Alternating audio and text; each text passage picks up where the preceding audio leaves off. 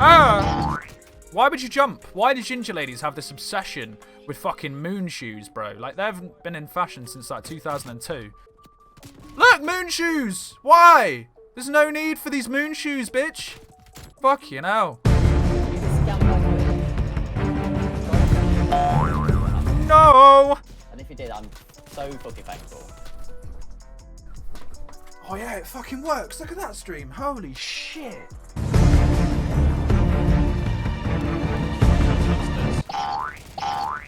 Why?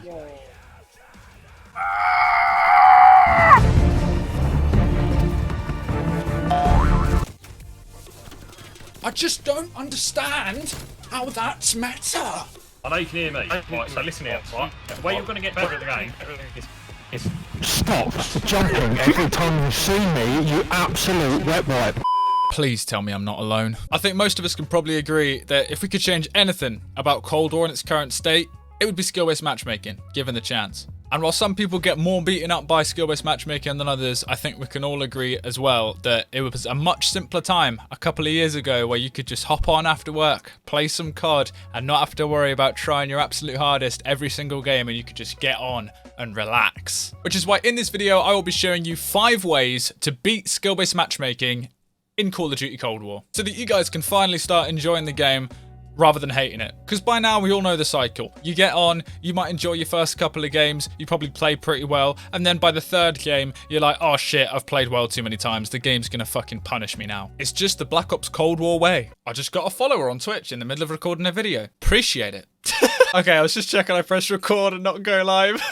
So, here we go. 5 ways to beat skill-based matchmaking. Let's get into them. Number 1, play with friends. And this works in 2 ways. Obviously, first of all, it's more fun playing with friends. It always has been, and it always will be. Playing with friends is the best thing you could do on any multiplayer game. That's why it's multiplayer, right? The other way it helps with skill-based matchmaking is the more people you have in your lobby, the more people it spreads out the algorithm between. So I tend to play with a max of about 4 people just because I'm a sniper. I like holding spawn traps. I find it easier to do that when there's less people on my party. So if I've got myself and 3 friends with me, the skill-based matchmaking algorithm will take an average of the stats between all of our player bases. So it doesn't matter if one of us is really good and the rest is like in the middle somewhere. It means that it tends to just balance it out between the lot so that it's sort of okay for everyone. And that brings us nicely into the second way to beat skill-based matchmaking. Let the noob host. Not you. If you're like me and you stream and you've got plenty of people coming into your stream every day asking if they can join in, let them.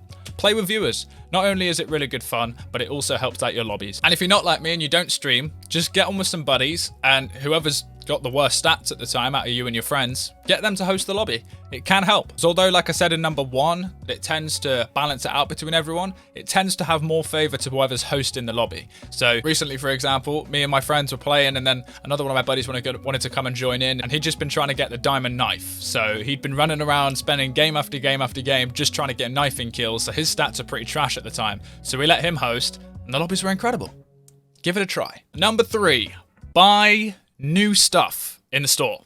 Now, it really does pain me to say it because I don't think this should be a thing, but the evidence is clear that it is. Buying new stuff in the store, in-game, genuinely does make your lobbies easier. And if you think about it, I guess it kind of makes sense. So when you buy something new in the store, what happens is the game wants to put you in front of people who you're probably going to beat so that they can watch you beat them with the stuff that you just bought, in hopes that they then look at what you've just bought and go, oh, that's a new thing, that's really cool, he's just beat me with that, I want it. And like, it's a really, really toxic way of doing it. I don't agree with Activision on that whatsoever. I think that's a terrible thing to do, but it works. So if you can spare a few pounds on a new skin, use it.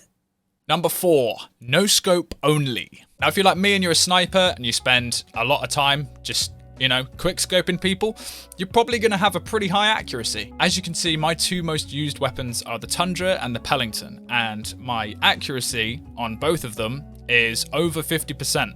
Now, if you compare that to the MP5, which is only 31, or maybe an XM4, which is only 35. Obviously, I've not used those guns anywhere near as much, but the general accuracy overall using a fully automatic weapon versus a sniper rifle where you only have 1 shot to get the kill, it's going to be a lot lower. So snipers, like myself, tend to get into more difficult lobbies and match up against more keyboard and mouse players because they tend to be better at aiming and have a better accuracy stat. One way to make this easier on yourself is if you just spend 3 or 4 games going for no scopes only. And obviously you're not going to get many kills, you're going to miss a lot of shots, you're going to get a really low score per minute, and overall those 3 or 4 games it's going to kind of ruin your stats a little bit. And I mean, that kind of sucks, and I mean, I guess you could call it reverse boosting, but I mean, for me, if I hit a no scope quad feed while doing that, then that's content for me. That's me sorted. So I don't really mind every now and then, maybe once every week or two, just being like, you know what, these lobbies are tough. I'm just gonna go for no scopes for a few games. It works. It really does work. The 5th and final way to beat skill-based matchmaking, ladies and gentlemen, is to just simply change game modes. This is obviously a really simple one, but it's the one I left to last because it's the one that I probably use the least because I'm just really, really stubborn about what game modes I play on multiplayer. Personally, I tend to just stick to domination or just Nuketown or Raid or whatever the limited time mode is. But if I'm going to be playing all maps, I'll usually just play domination. If you're not as stubborn as I am and you like to play different modes, then honestly, give it a go. It works amazingly. So the thing a lot of people don't know about skill-based matchmaking on this game is it's tied not to your overall stats, but it's tied to your recent performances in the game mode you just played. So if you've had a bunch of really good games on domination and your lobbies on domination are really, really tough, I can almost guarantee that if you play a game mode that you've not played anywhere near as much, like maybe kill confirmed or team deathmatch, you're not going to have the same like past 5 games on those game modes because it's linked to each mode. So if you go and play team deathmatch or kill confirmed for a bit,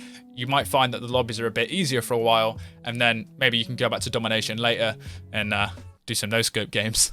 And that's about it, folks. That is 5 ways to beat skill-based matchmaking in Call of Duty Black Ops Cold War without being an arsehole and just reverse boosting and trying to get into that little protected bracket where you're clearly just playing against either elderly people, disabled people, really young people, or drunk and stoned people. If you're trying to play against people like that and you're pretty good at the game, I don't really like you very much. That's mean. You're a mean person. If you're looking like myself to just stop feeling like you're playing CDL pro matches every single game and getting jump shotted by every fucking ginger lady on the map, then these are all really good methods for you. So I wish you luck.